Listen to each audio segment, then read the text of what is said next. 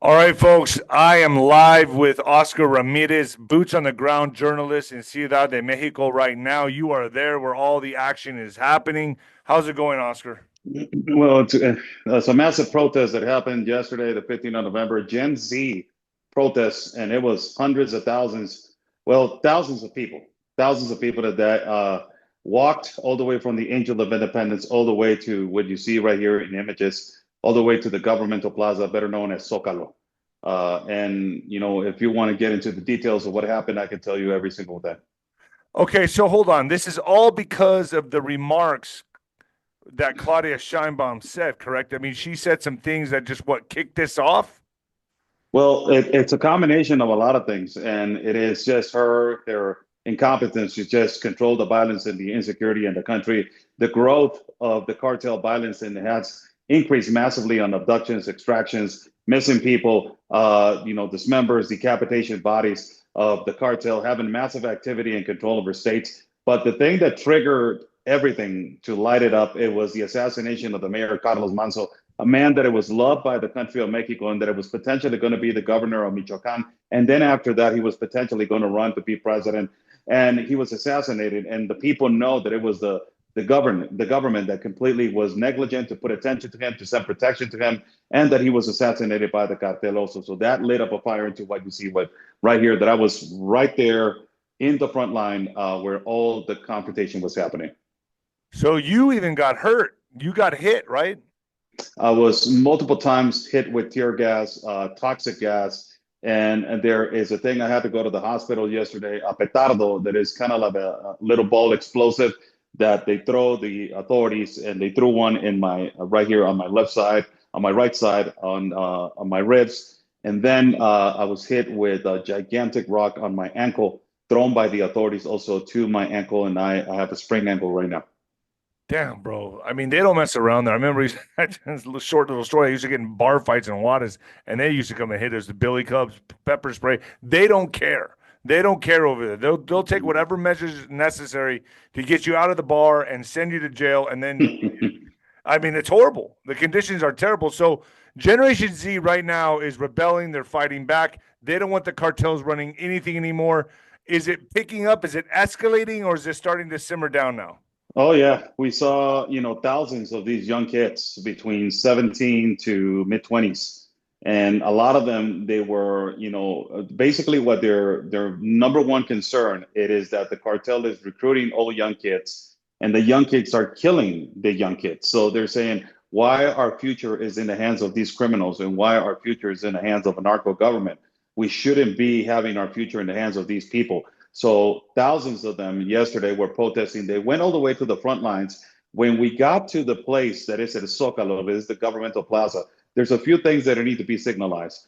One, it is for the first time in history, the main cathedral, that it was the first main cathedral of the conquest of Spaniards in our country of Mexico. It was where the heart of the temple of the Aztec culture was located. Yep. That main cathedral of Catholics was closed, and it was closed with barricades for the first time. So it tells you that Claudia Sheinbaum messed politics with faith, and she Uh-oh.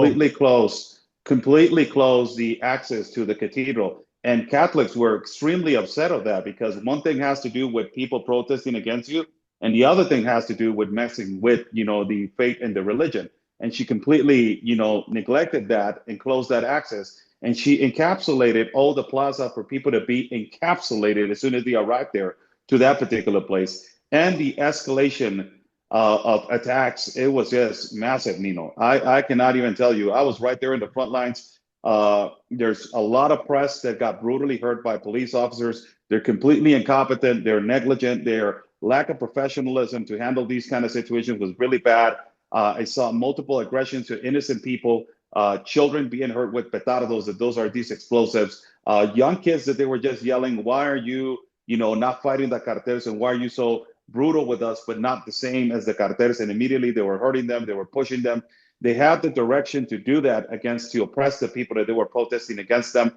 But ultimately, there were infiltrated people that they were throwing rocks at them, so they had to retaliate and defend themselves. But the thing is Agitators, that, agitators, correct? yeah, agitators and infiltrators. But the thing is that how you as a police officer are throwing rocks, in defense to the agitators, and also throwing it real deep into the crowd where there were innocent people. I saw third age people between 60, 70 years of age being hurt, some of them unconscious because of the gas, because of the tear gas. It was a full on confrontation for around 2 hours hard, and then it had to decimate, and it was another 2 hours of just spreading them out and getting them out of the plaza. So the police, they're militarized. They're what we used to call the federales. See, that's what you call them, right? I mean, the federales. I mean, this is who the cartels own. Well, Cartels own these cops here. well, Am I right or wrong? they're under the direction of Claudia Sheinbaum, and the people, thousands of them, they were yelling "Narco president." So under the assumption, yes. So okay, so these are. I mean, obviously, these Generation Z right now is standing up against the cartels. They've had enough, and what's expected to happen here? What's Claudia Sheinbaum going to do? Well, she already came out in statements saying that all the people that were there, they were agitators. Of course, she's going to basically, put their narrative. She's already paid her influencers and bloggers to go ahead and say that these are traitors to the people, that we are 𝗵𝗶𝗶𝗹, like they say, we are sellouts Wow. to the opposition, and that we're letting also the United States invade our country. There were thousands of these Gen Z young men that they were actually saying, we need help by Trump and Marco Rubio. A What? lot of them, they're saying, we need help by Marco Rubio, we need help by Trump, because nobody else is going to clean up this mess than those people that they actually want to clean up this mess. And actually, what is happening right now is that right-wing politicians, also conservative politicians and independents, that they're the ones that they're lighting up the voice more in our country. They are basically right now catching a lot of attention, and the people are supporting them because they are sick. It's just a reality. We are sick and tired of this kind of situation of all hogs, no bullets. The government is completely, incompetent to defend our sovereignty, to defend ourselves, and they're basically oppressing the people, but not helping. To the fact to detain stop the cartels.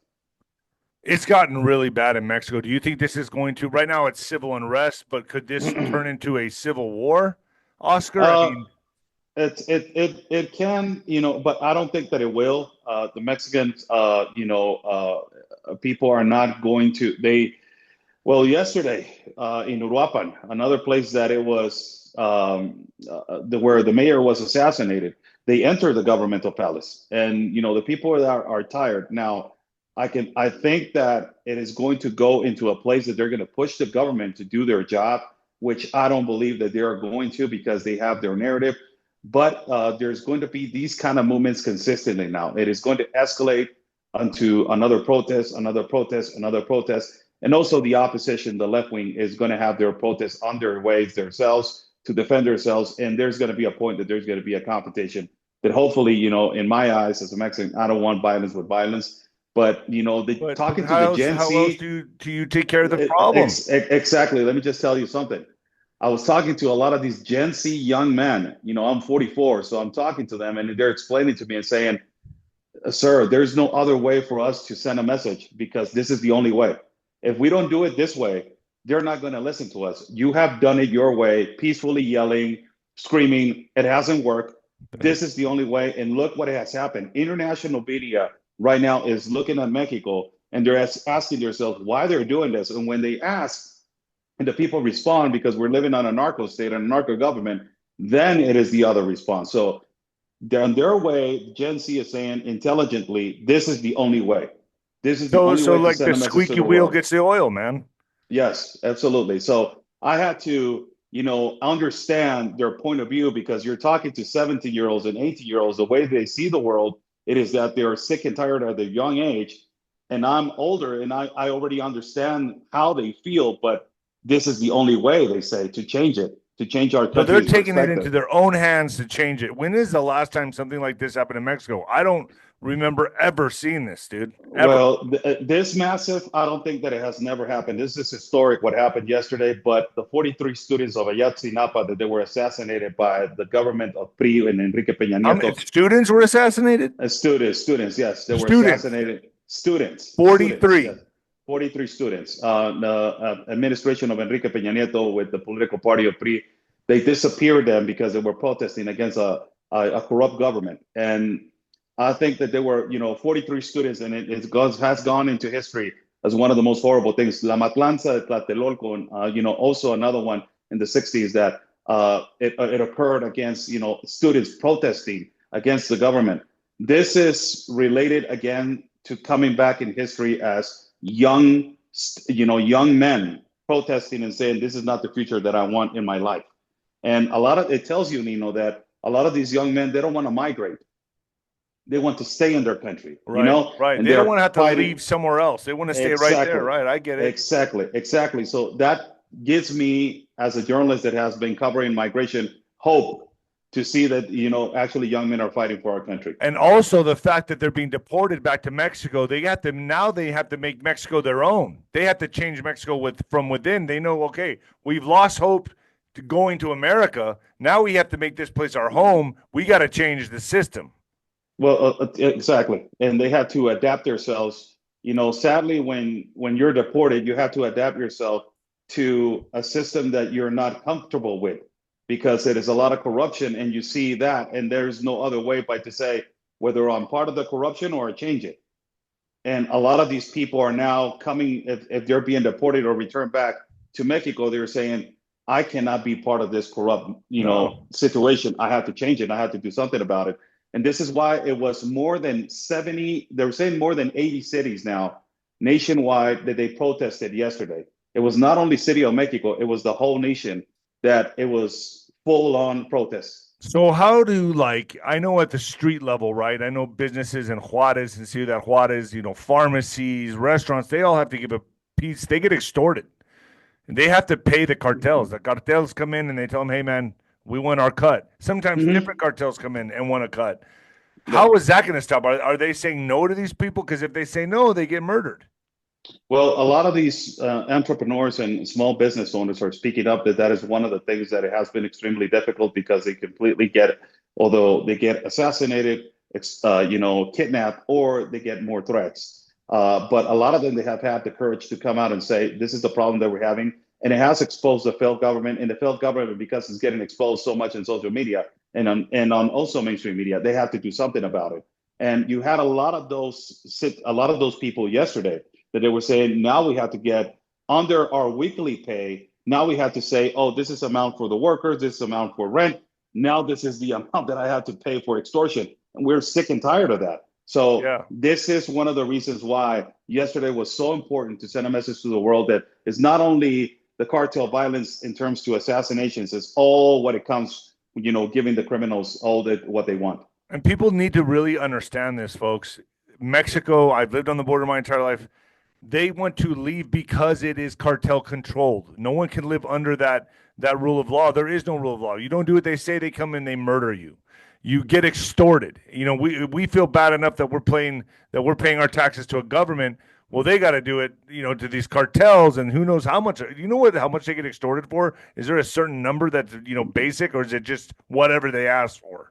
Well, sometimes it depends on the business, but sometimes they ask up to 30% or 50%, and it is something that it grows gradually, because it's their strategy to later on come and say, if you don't have the money to pay me, so I'm going to take over your business and I need you to leave. So that's their strategy, to take over businesses through businesses. And then after that, they money laundry through those businesses, and they put the people that they want to run those businesses. So it's a strategy to basically start owning streets, start owning neighborhoods, and all these businesses, they become drug dealing spots. So small businesses, I'm talking about taco shops and all that kind of stuff. So now generations Gen Z knows it's not an option to go to America anymore. They got to change Mexico from within. Yeah, and they the most fascinating thing that I believe is that me as a young man, I knew the potential that my country had to be a first-class world country. But this Gen Z generation, they know the potential that they have. And they say, why we have to go somewhere else if we have all of this right here? And the only people that they are enabling this to not happen, it is the cartel. And so why don't we eliminate this problem and the corrupt politicians, and we can have a future here? And it is that main thing, that center part right there, that is the organized crime, the corrupt politicians. You should have seen it yesterday, Nino. You know, it was all these young kids yelling, narco president, narco government, narco state, narco violence. It is just narco, narco, narco. And I'm like, wow, man, amazing that at their young age, they already know what is the main problem of our country. And they're already exercising the right and pushing it really hard to change it. Has any big news syndicates? Did you see any big news syndicates down there? I doubt they even want to cover it. They're probably scared to, but I know that people with their phones now, that's instant media, and with the power of social media, it's probably just the floodgates have been open. Well, in terms to Mexican media, TV Azteca, Televisa, Milenio Noticias, they were there. In terms to U.S. media, I did not see U.S. media. I did not see CNN, MSNBC, and all these people that but they use their sister stations down there, right? They share their video. I see them a lot on caravans, and that is how they change the narrative of migration to pander to the migration, and also in the Darien Gap, I see them.